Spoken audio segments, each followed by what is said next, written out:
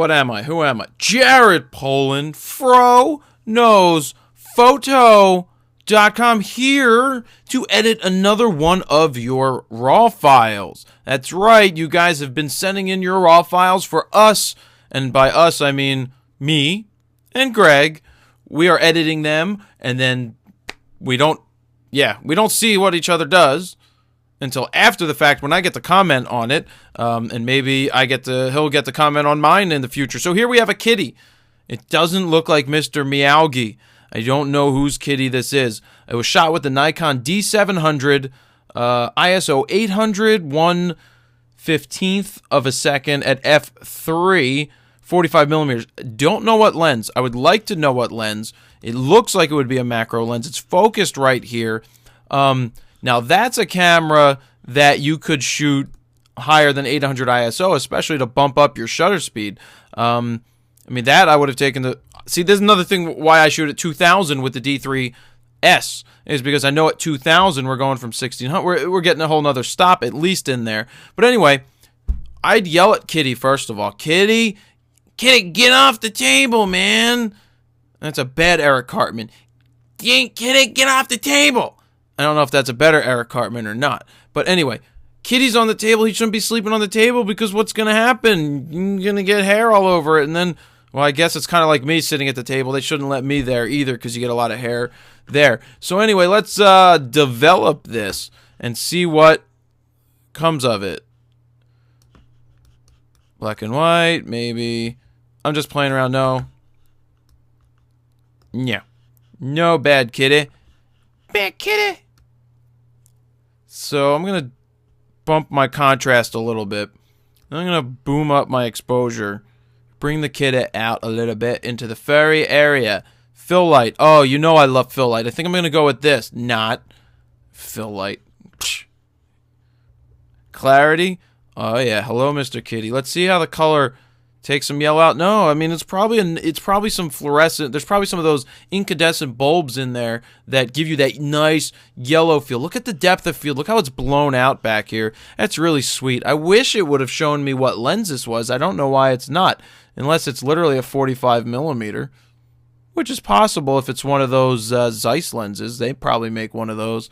Anyway, there's my clarity. Pumping up my ooh, look at that. Ooh, look at that. I pumped up the contrast. I boomed it. The contrast went boom to 95. So, yeah. With people, it's harder to do in color to pump up the contrast because then their face could go boom, and you don't want their face to go boom. Let's see. A little bit more on the exposure. I'm losing a little bit of Mr. Kitty right here, but that's okay with me because I want to focus in on the kitty's face right there. Hi, Lil. How are you? Anyway, sorry for that. Lil was just walking through the hallway. Well, slowly moving through the hallway. But I figured I would say hi. Let's see. I didn't even touch my blacks. Too black. I don't want too many blacks in there. Too much. And, I mean, yeah. So here we go. A little bit more. Too much. Let's see where we started. Reset. Boom. See, look at this. Look where it starts and it's flat. I love doing that reset thing and going, it's flat, and then boom. Woo. Now this is probably a hell of a lot more contrasty than Greg's. I'm going to make it a little darker exposure. Yeah, I guarantee you, read my lips. This is more contrasty than Greg's is going to be, and I bet you he's going to add vignetting. Let me even see where you add vignetting, being that I don't know where vignetting is added. He always does sharpness. I don't even mess with that right now. I have my general sharpening. I mean, it's a kitty. So let's bump up the sharpening a little bit. So that's if you take all the sharpening out. He's nice and soft. That's uber-duper sharpening, over-sharp. So I'm going to go sharper than I normally do with people because people, you can't go over-sharpening. Lens corrections? No, you know me. I'm not a fan of lens corrections. I don't even know what lens it is, so how would I correct it if I don't even know what lens it is? Boy, I'm on fire today. Where is this? Where is vignetting? Anybody? Bueller? Noise reduction? HSL? Camera calibrations? Post-crop vignette. Awesome. Amount. Oh, see, look at... Oh, that's just so beautiful. Let's do that. Again, no. Are we going to... I want to add a little bit. I don't know what this does. Midpoint. These are all things I don't know anything about because I rarely touch them. What does that say? Feather. Oh, yes. Oh, yes. Look at the nice soft feather. And highlights. I don't even know what we just did here. So let's take a look at that. Let's sit back and look. I like Mr. Kitty. I mean, that's all I got. It looks good to me. I just spent more time on this than I would have spent on most of the photos I would have been editing. But I really like it. So, Greg's going to be up next. Remember, send in those files to FroKnowsPhoto@gmail.com. Hi, Lil. Good night, Lil. Nighty-night. Nighty-night. So, Greg, you are up. Raw file at a time, and it's my turn. Let's see. You know what? I'm going to take advantage of this to talk a little bit about a histogram. Now, I talk when I'm teaching my classes or I'm showing someone how to photograph. This is a really, really good one, and I talk a lot about the histogram and the importance of it. And I know Jared's going to poo-poo this a little bit, but that's okay because this is my perspective, and that's what it's all about, is having your own perspective on photography.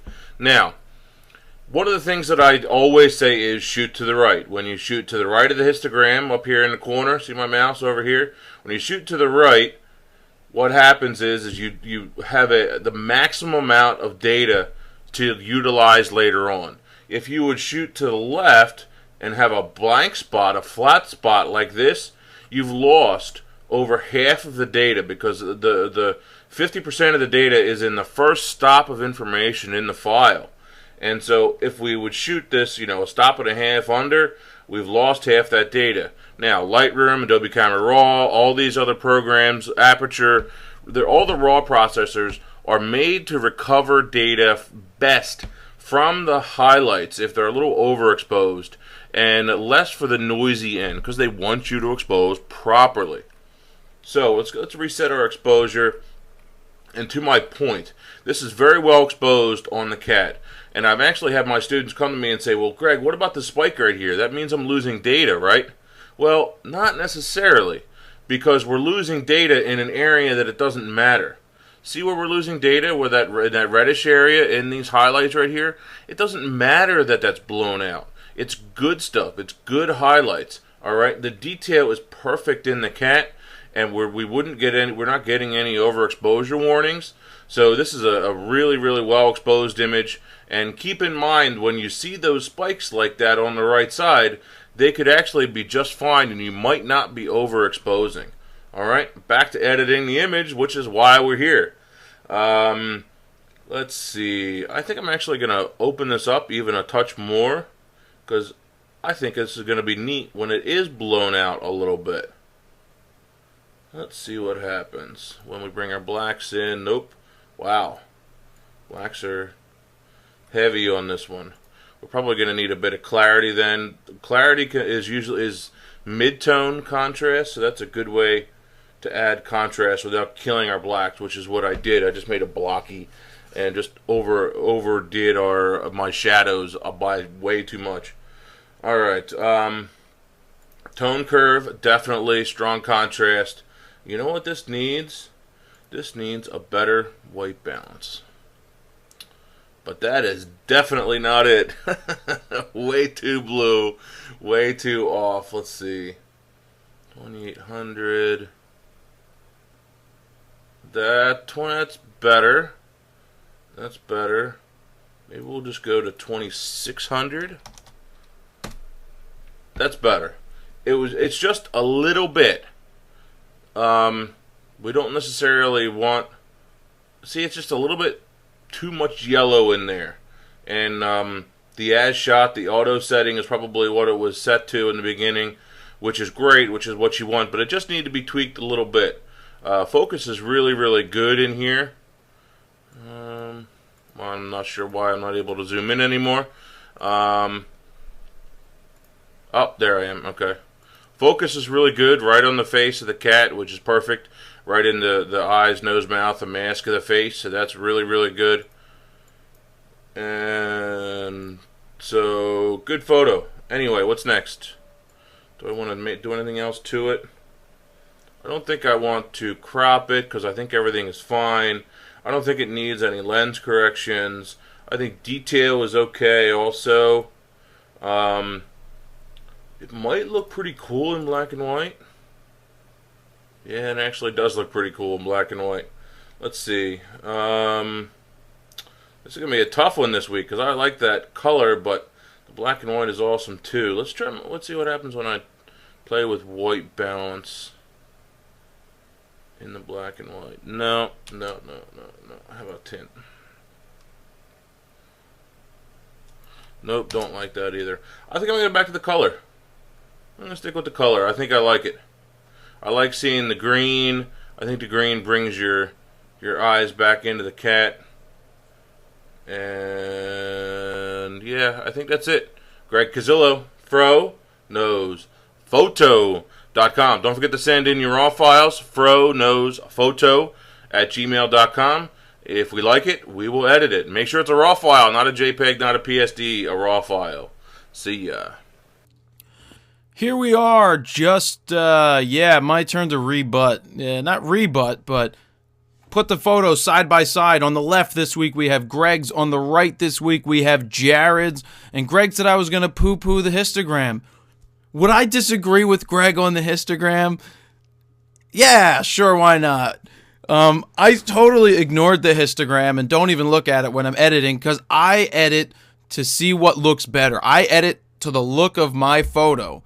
You can see the difference. Mine's nice and contrasty, and on the other side we have more of a realistic, more along the flatter side. I like again how my colors pop. That's just me. And here's a funny story about Meowgie. I woke up the other day and we thought there may have been a mouse that got in. You know, it's cold, so they start to come in, and Lil drops a lot of crumbs of cookies on the floor, so they kind of find their way, like one finds its way to get the cookies, and Meowgie was stalking, and I woke up, and he runs into the office where his food is, and laying on the floor, there's a little field mouse. He was dead, so I recycled him out into the wild so something else could eat him. But that's Meowgie's story. Looking at them side by side, maybe mine on the right is a little too yellow. But other than that, I love the contrast of mine. Let's look at those histograms that Greg was talking about. Here he's got a very diverse histogram. And I have a very punchy one left and right. And that's normal for me because I go strong into the contrast. As you can see, the contrast, I'm pointing at the screen. Pointing at the screen. The contrast is pumped all the way up. So that's my style. I go contrasty on a lot of things. And that's me. When I'm shooting, do I look at the histogram? No. Greg wants me to look at the histogram. Greg looks at the histogram, but again, those screens aren't accurate. But that's why technically you should look at the histogram. I just have a feel for what I'm looking at on the screen. I understand how my screen responds to my file because I know on the lower end cameras like the D3000, the one I own, it's very hard to go back to that and say if your photo is right on or right not without looking at those spikes. But honestly, like Greg said in his video, if the spike, there's like one random one to the right that may not be in a good area that even matters, it's a lot of stuff. I'm not an uber technical person. I go on feel and look, and the way that I edit it is the way that I look at the photo. I don't look at the spikes. That's just me. I look at what is working. I don't care if I clip. That's just me. I clipped in the darkroom in school when I processed my black and white, and I will continue to hopefully clip in the future because to me, flat is dull and contrasty is cool to me. That's just how I process. So we'll leave it up to you guys again. Greg's is this one on the left. Mine is the one on the right. You'll see them both listed below on the website, FroKnowsPhoto.com. Again, if you want to send your file in, one raw file, FroKnowsPhoto@gmail.com. This has been Jared Polin, FroKnowsPhoto.com. See ya.